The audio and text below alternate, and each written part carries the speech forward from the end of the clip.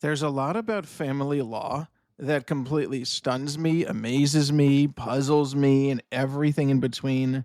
My emotions are evoked and provoked constantly. Florida Statute 61.075 governs equitable distribution of marital property, assets, liabilities, non marital property, interspousal gifts, and everything in between. Within it, there's a subsection 7. So it's officially 61.05, parenthesis 7, close parenthesis, and there you have it, subsection 7. There's a distinction with a massive difference. Not everybody is aware of this distinction, including some practitioners. They simply read the first part of the statute and they forget that there's a second part, even to number 7. It is that distinction with a difference that changes the outcome of cases. It literally, forgive me for saying that, I know that's the most overused word in the English language lately. It literally impacts everything. Here goes. I'm going to read it twice, 3 times maybe, and I need you to pay careful attention. Just let it sink into your mind the first time, and the second time start looking for a difference.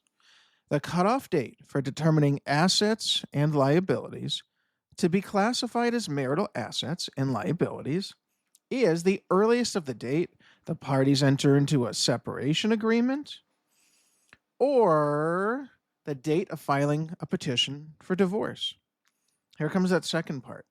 The date for determining the value of those assets and liabilities, not just what is an asset and what is a liability, but the value of those assets and liabilities is the date or dates as the judge determines is just and equitable under the circumstances.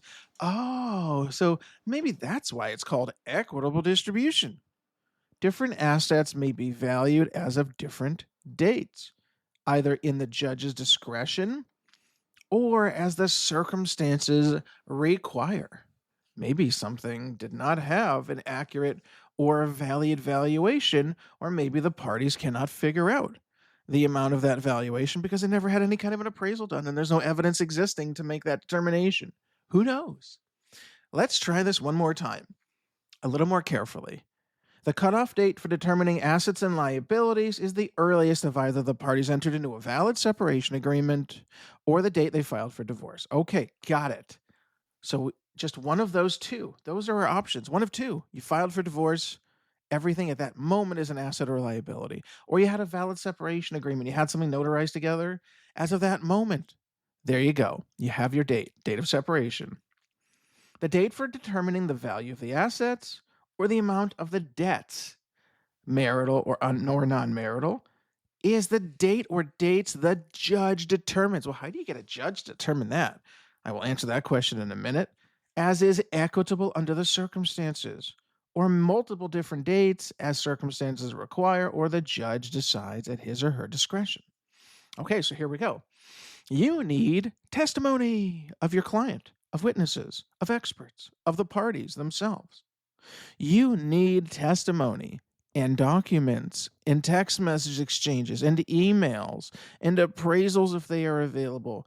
Evidence. You need evidence. That old thing.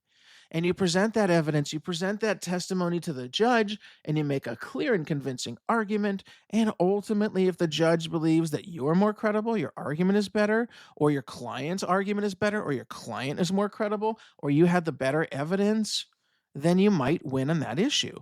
You might win on some issues and lose on others. That is the beauty of the beast. This is litigation. There are no guarantees.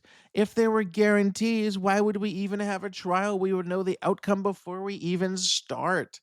Instead, there's discretion amongst attorneys and clients to build arguments, to develop arguments, to state the facts of the case, to let the evidence, the testimony, the rigors of trial, and those objections and everything in between take us where we need to go.